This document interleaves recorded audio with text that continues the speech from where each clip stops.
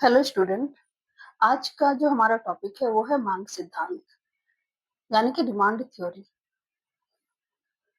इसमें हम देखेंगे कि मांग का जो सिद्धांत है वो किसके द्वारा दिया गया है। जैसे सबसे पहले मांग सिद्धांत को किसने दिया, यानी कि क्लासिकी अर्थशास्त्री जो है उन्होंने मांग सिद्धांत का प्रतिपादन किया।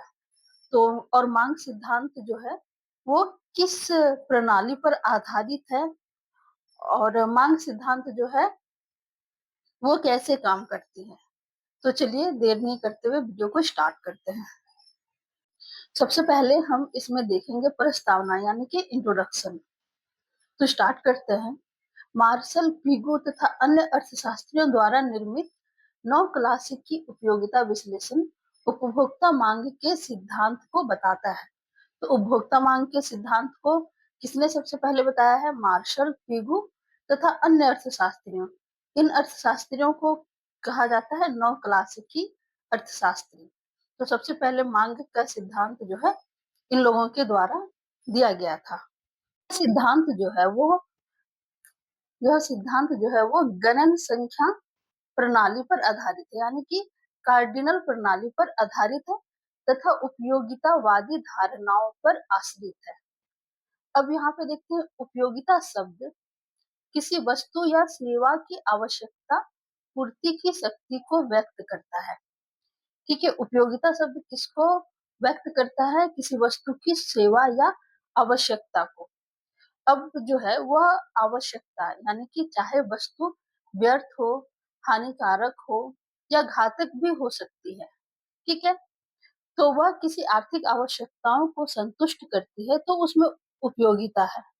मतलब क्या हुआ कि जो वस्तु है वो इस बात से फर्क नहीं पड़ता है कि उस वस्तु का उपयोग जो है उपयोग करने पर वो वस्तु कैसा फल देगी, यानी कि वो वस्तु लाभदायक है या हानिकारक है, इससे कोई मतलब नहीं है।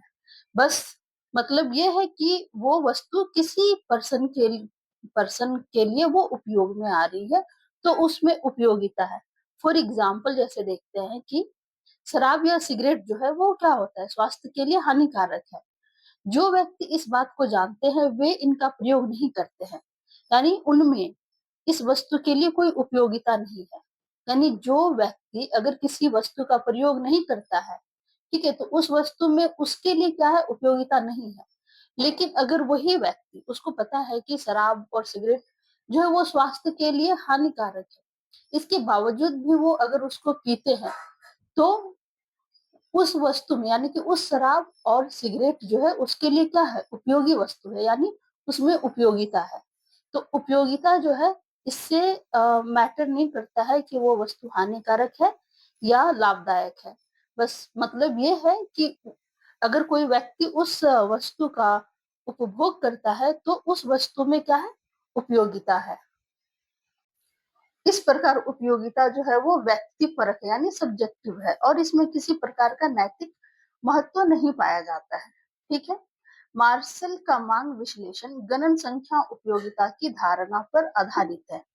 अगर ये पूछा जाए कि मार्शल का मांग सिद्धांत जो है वो किस पर आधारित है, तो वो गणन संख्या पर आधारित है, जो यह मानकर चलती है कि उपयोगिता मापी और जोड़ी जा सकती है।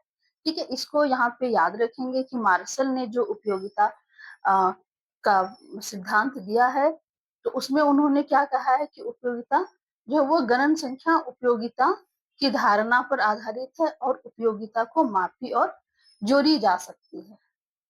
इसकी मात्रा का माप जो है वो कल्पित इकाइयों में व्यक्त किया जाता है, यानी उपयोगिता जो है उसको जो मापा और जोड़ा जा सकता है, तो किसमें उसको मापा और जोड़ा जाता है, उसको बोलते हैं कल्पित इकाइयों में इसको व्यक्त किया जाता है, जिसको जो है यूटिल कहा जाता है, जिसको यूटिल कहा जाता है।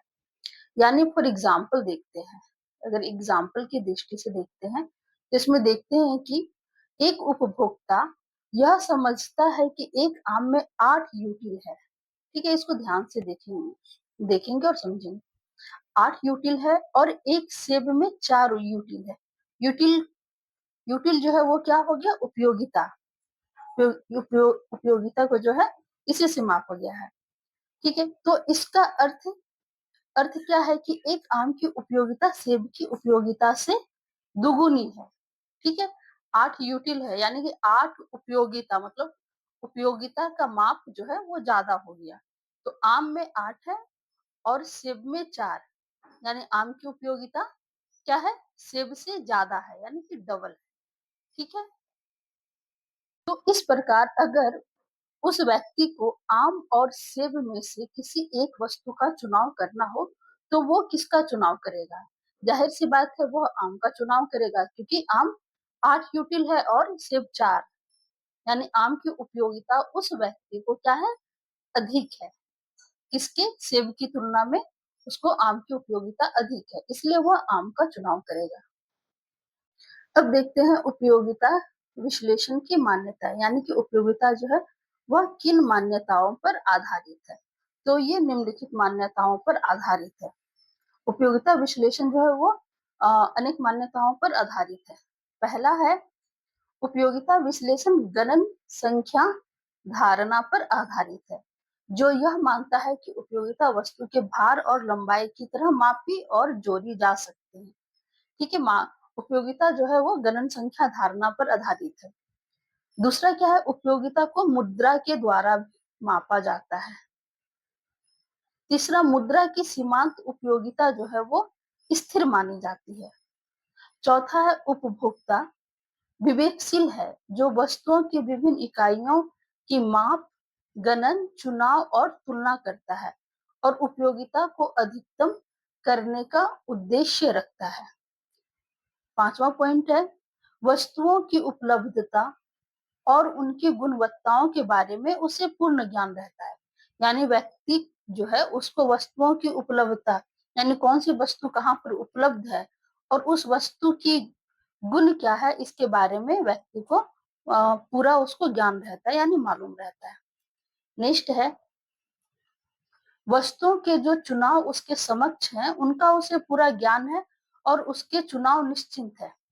यानी अगर किसी व्यक्ति के पास कुछ वस्तु है तो वो व्यक्ति अपने विवेक के आधार पर यह तय करता है कि किस वस्तु का उपयोग उसे ज्यादा है और किस वस्तु का उपयोग उसे कम है। तो जिस वस्तु का उपयोग उसे ज्यादा है वो उस वस्तु का पहले चुनाव करेगा और जिसका कम उपयोग है वो उसको बाद में उसका चुनाव करेगा। नेक्स्ट है वह विभिन्न वस्तुओं की कीमत को जानता है और उनकी कीमतों में परिवर्तन उपयोगिता को प्रभावित नहीं करते हैं।